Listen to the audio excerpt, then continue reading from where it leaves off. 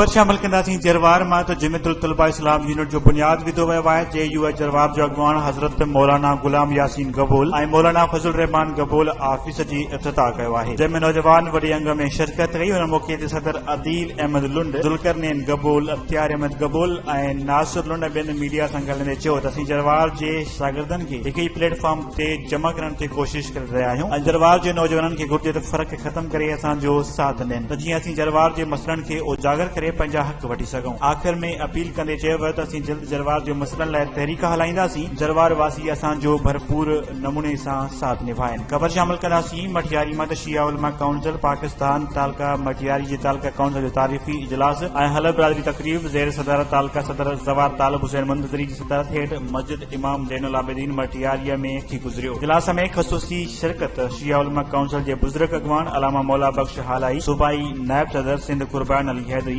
मटियारी सदर मौलाना मुरीद हुसैन अल हुसैनी ख़ुसूसी शिरकत कई। इजलास में मौजूदा मुल्की ऐं तंज़ीमी सूरत हाल ते गौर वीचार कयो वियो। हुन मौक़े ते तमाम यूनिट जे सदर ऐं जनरल सेक्रेटरी जी मुतक़ा राय सां तालका मटियारीअ जे रहियल उहिदेदारनि खे नामज़द कयो वियो आहे, जंहिंमें तालका सदर जवार तालिब हुसैन मुंतज़री, सीनियर नायब सदर मौला मोहम्मद उर्स ख़ासकेली, नायब सदर जवार Saiful हाजानो, press secretary Ali Fizaan ख़ासकेलीअ खे चूंडियो वियो आहे।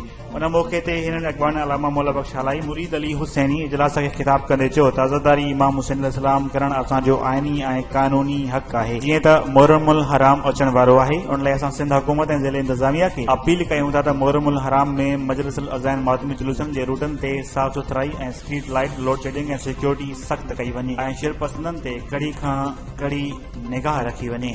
ऐं ख़बर शामिल कंदासीं तंगवाणी मां त तंगवाणी भरिसां ॻोठ जान बेग जे रवासी बाबल खान बंगलानी कंदकोट पुलिस जे नाजाइज़नि ख़िलाफ़ तंगवाणी नेशनल प्रेस क्लब पहुची एहतजाजी मुज़ाहिरो कयो आहे। उन मौक़े ते बाबल बंगलानी मीडिया सां ॻाल्हाईंदे चयो त SHO B सेक्शन कंदकोट गॾी रिश्वत वठी करे मुंहिंजो भाउ अब्दुल हमीद बंगलानी जा कातिल गिरफ़्तार नथो करे। बाबल बंगलानी SSP कश्मीर DIG लाड़काणो ऐं IG सिंध खां मुतालबो कयो त फौरी मुंहिंजे भाउ जा कातिल जल्द जल्द गिरफ़्तार करे ॿी सूरत में एहतजाजी मुज़ाहिरो कयो वेंदो।